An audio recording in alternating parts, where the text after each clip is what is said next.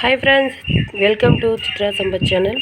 இங்கே பாருங்கள், நீங்கள் சூப்பரான ஒரு குழம்பு தான் பார்க்க போகிறீங்க. என்ன குழம்புன்னா ஆட்டுப்பொடி. இதை பார்க்குறப்ப உங்களுக்கு தெரிஞ்சிருக்கும், ஆட்டுப்பொடி தான். இது வந்து எல்லாமே கட் பண்ணி கொடுத்துருக்காங்க அவங்க. நம்ம தண்ணியில் வேக வச்சுருக்கோம். 10 நிமிஷம் வேக வச்சுருக்காங்க. இதுதான் நீங்கள் பார்க்க போகிறீங்க. இது அம்மா எப்படி க்ளீன் பண்ணுறாங்கன்னு பார்க்கலாம் வாங்க. ஃப்ரெண்ட்ஸ், இங்கே பாருங்கள், இது இந்த மாதிரி தோல் இது பண்ணலையாம்மா, அவ்வளோதானா? இந்த மாதிரி நம்ம சுரண்டி எடுத்துக்கிறாங்க. இங்கே பாருங்கள் ஃப்ரெண்ட்ஸ், இங்கே பாருங்கள், அது எல்லாமே இந்த மாதிரி சுத்தம் பண்ணி எடுத்துக்கணும். அதுக்கப்புறம் தான் நம்ம குழம்பு செய்யணும்.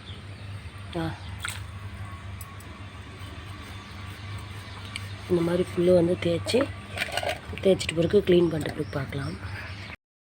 நான் குடல் குழம்புக்கு தேவையான பொருளை எடுத்து வச்சுருக்கேன். இஞ்சி, பூண்டு, தக்காளி, கொத்தமல்லி, புதினா எடுத்து வச்சுருக்கேன். வெங்காயம் எடுத்து வச்சுருக்கேன். மசாலா ஐட்டம் இது கூடவே நான் சேர்த்து லவங்கம், ஏலக்காய், பட்டை, சோம்பு, கல்பாசி எடுத்து வச்சுருக்கேன். இதெல்லாம் நான் ஒட்டுக்காக சேர்த்து மிக்ஸி கப்பில் நான் அரைச்சிடுவேன். நம்ம வேணும்னா தாளிக்கிறதுக்கு இது எல்லாமே ஒட்டுக்காக சேர்த்து தாளிச்சிக்கலாம். மிக்சியில் போட வேண்டியனும் இல்லை. மட்டன் மசாலா பொறுத்திருந்தால் இது நம்ம தாளிப்புக்கும் சேர்த்துக்கலாம். நான் வெறும் சோம்பு மட்டும் போட்டு தாளிக்க போகிறேன். மசாலா நான் அதிகமாக சேர்த்தேன்னா எங்கள் வீட்டில் அப்பா சாப்பிட மாட்டார். இல்லைன்னா நான் தேங்காய் தான் போட்டு அரைச்சிருப்பேன்.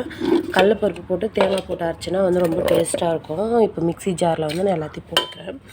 ஃபஸ்ட்டு இந்த மசாலாவை போட்டு சேர்த்துக்கலாம். அப்புறம் இதில் இருக்கிற மசாலா எல்லாம் இதில் இருக்க வெங்காயம், தக்காளி, இஞ்சி, பூண்டு எல்லாத்தையும் போட்டு நம்ம அரைச்சிக்கலாம் ஃப்ரெண்ட்ஸ்.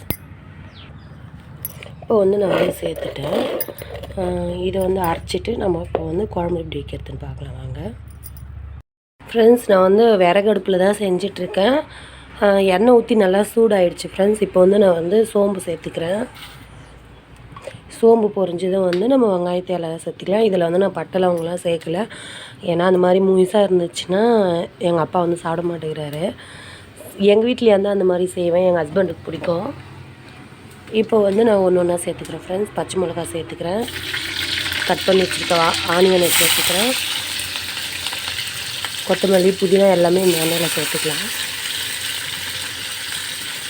இது நல்லா வதங்கின பிறகு நம்ம தக்காளி சேர்த்து வதக்கலாம் ஃப்ரெண்ட்ஸ். நான் ஒரு கையிலே வீடியோ எடுத்துக்கிட்டு ஒரு கையில் செஞ்சிட்ருக்கேன். ஆனியன் நல்லா வதங்கிக்கிட்டோம். நல்லா காற்று வர அடிக்குது. நல்லா தீ சூப்பராக எரியுது ஃப்ரெண்ட்ஸ். நல்லா பெரிய கட்டையாக பார்த்து அம்மா வச்சுருக்காங்க அடுப்பில். நல்லா எரியுது ஃப்ரெண்ட்ஸ். வெங்காயம் நல்லா வதங்கிடுச்சு. இப்போ நம்ம தக்காளி 2 கட் பண்ணி வச்சுருக்கேன். தக்காளி சேர்த்துக்கிறேன்.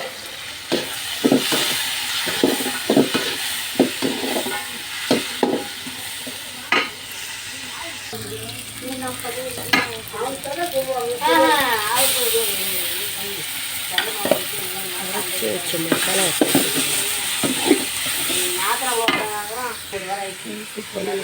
கழுவி வச்சுருக்க போட்டியை சேர்த்துக்கிறேன்.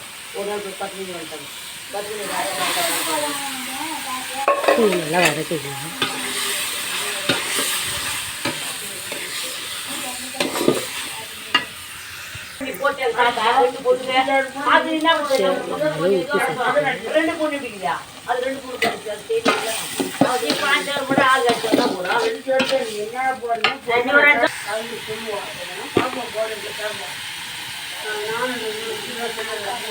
மிளகாய் வீட்டில் அரைச்ச மிளகாய்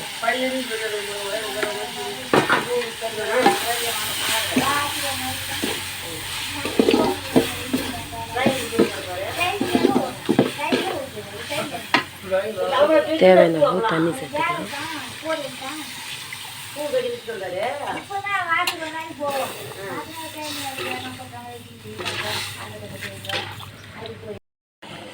ஃப்ரெண்ட்ஸ், குழம்பு நல்லா கொதிச்சிட்ருக்கு பாருங்கள்.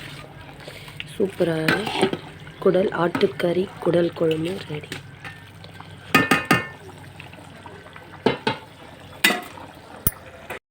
சூப்பரான ஆட்டுக்குழம்பு போட்டி குழம்பு ரெடி ஆகிடுச்சு. அவ்வளோதான் ஃப்ரெண்ட்ஸ். இது நம்ம இறக்கிட்டு நம்ம இன்னொரு பாத்திரத்தில் சேவ் பண்ணிக்கலாம். இந்த வீடியோ உங்களுக்கு பிடிச்சிருந்தா லைக் பண்ணி ஷேர் பண்ணி கமெண்ட் பண்ணி மறக்காமல் சப்ஸ்கிரைப் பண்ணிவிடுங்க. Bye friends.